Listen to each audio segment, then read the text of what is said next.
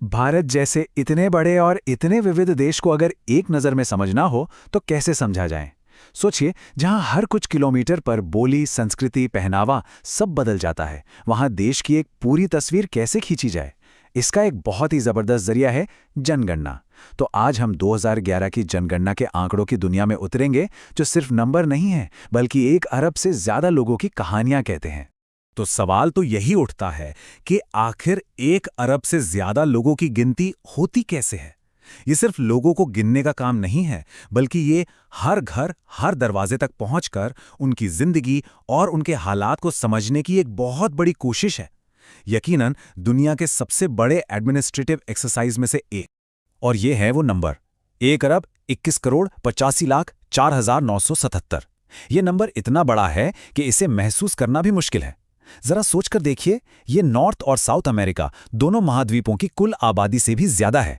और यही आंकड़ा भारत की कहानी का हमारा शुरुआती बिंदु है। तो आज हम क्या क्या देखने वाले हैं। सबसे पहले हम समझेंगे कि ये इतनी बड़ी गिनती आखिर हुई कैसे।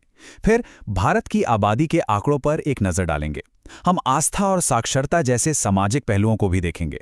फिर हम सिर्फ गिनती से आगे बढ़कर सामाजिक, आर्थिक और जाति जनगणना यानी SECC को समझेंगे। ये जानेंगे कि गरीबी को कैसे डिफाइन किया गया। और आखिर में समझेंगे कि ये सारे आंकड़े भारत के भविष्य के बारे में क्या कहते हैं। तो चलिए शुरू करते हैं पहले हिस्से से। 1 अरब लोगों की गिनती। ये भारत की 15वीं जनगणना थी और इसका पैमाना, इसका स्केल वाकई में हैरान कर देने वाला था। जरा इन नंबर्स पर गौर कीजिए तो आपको इसके स्केल का अंदाजा होगा। 27 लाख अधिकारी लगे थे इस काम में। 6400 जिले और 6 लाख से भी ज्यादा गांव कवर किए गए। लागत आई करीब 2200 करोड़ रुपए। और ये पहली बार था जब बायोमेट्रिक जानकारी भी इकट्ठी की गई थी। इसका मोटो था, हमारी जनगणना हमारा भविष्य, जो इसके महत्व को साफ साफ बताता है। अच्छा, तो गिनती का स्केल तो समझ आ गया। अब देखते हैं कि ये 1.21 अरब लोग आखिर रहते कहाँ हैं। ये है भारत की आबादी का एक स्नैपशॉट। देखिए, ये टेबल कितनी कमाल की बात बताती है। भारत के अंदर ही कितना बड़ा फर्क है। एक तरफ उत्तर प्रदेश, जिसकी आबादी लगभग 20 करोड़ थी, जो ब्राजील जैसे पूरे देश से भी ज्यादा है, और दूसरी तरफ सिक्किम, जिसकी आबादी सिर्फ 6 लाख से कुछ ज्यादा थी। ये फर्क सीधा सीधा हर राज्य की नीतियों और विकास की जरूरतों पर असर डालता है। और एक और दिलचस्प बात देखिए, 2011 में भारत की करीब करीब 69% आबादी गांवों में रहती थी।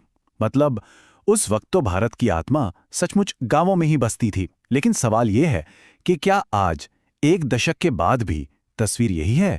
लोग रहते कहाँ हैं, ये तो कहानी का एक हिस्सा है, पर जनगणना हमें इससे कहीं ज्यादा भारत के सामाजिक ताने बाने के बारे में भी बताती है। तो चलिए अब उस पहलू को समझते हैं। अगर 2011 के आंकड़ों को देखें तो भारत की धार्मिक तस्वीर कुछ ऐसी दिखती थी।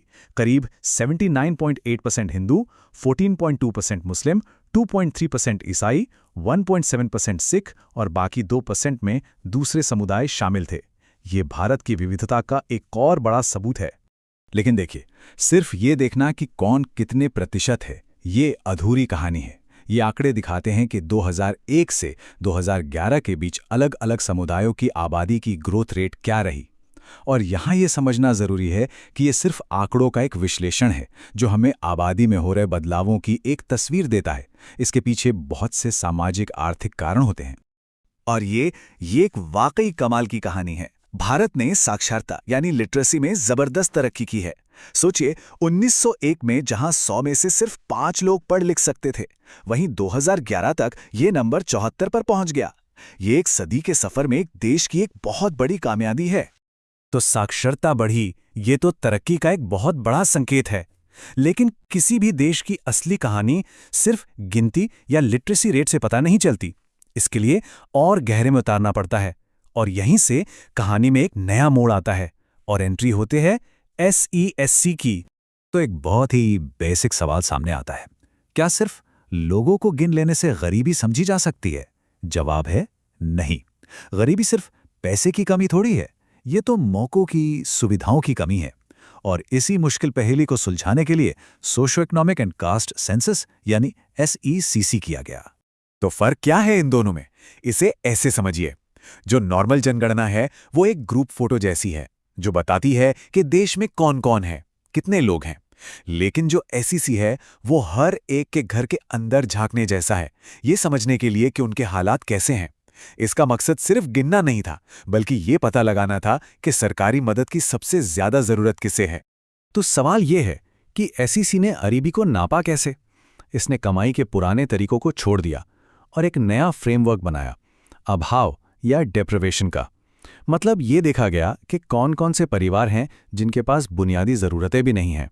इस फ्रेमवर्क में कुछ परिवार ऐसे थे जिन्हें बिना किसी सवाल के सीधे सीधे लिस्ट में शामिल कर लिया गया।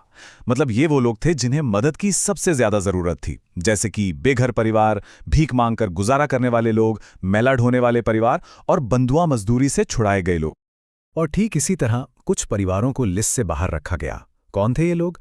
जिनके पास मोटर गाड़ी थी, फ्रिज था, या घर में कोई सरकारी नौकरी में था, या इनकम टैक्स देता था।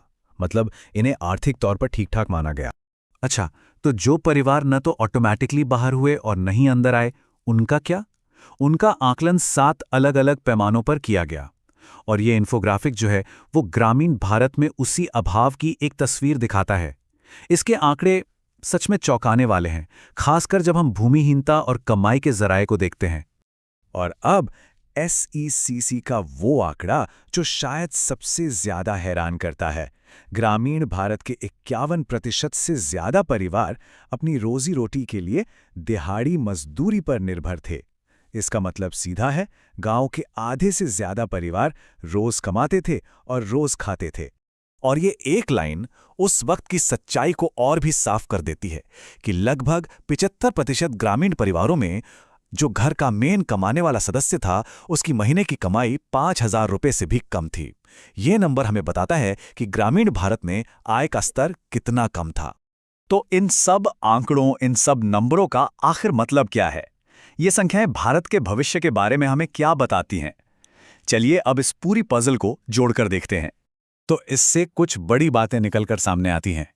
पहली बात तो ये कि एसईसीसी ने गरीबी को देखने का एक नया मल्टी डिमेंशनल नजरिया दिया, जिससे सरकारी योजनाओं को सही लोगों तक पहुंचाने में मदद मिली। दूसरी बात, इसने ये साफ कर दिया कि जमीन का न होना और दिहाड़ी मजदूरी पर निर्भरता गरीबी के सबसे बड़े कारण हैं। हाँ, इसकी कुछ आलोचनाएं भी हुईं, जैसे कि डेटा कॉन्फिडेंशियल नहीं था, और सबसे बड़ी बात, जो जाति से जुड़ा डेटा था, जो राजनीतिक रूप से काफी सेंसिटिव था, उसे कभी रिलीज ही नहीं किया गया। और आखिर में यह हमें एक बहुत बड़े सवाल के साथ छोड़ जाता है कि किसी भी देश के भविष्य के लिए इसका क्या मतलब है जब उसके आधे से ज्यादा ग्रामीण परिवार किसी न किसी तरह के अभाव या वंचना में जी रहे हों। यह सिर्फ एक आंकड़ा नहीं है, ये करोड़ों लोगों की जिंदगी और उनके भविष्य से जुड़ा एक सवाल है जो हमें बहुत गहराई से सोचने पर मजबूर करता है।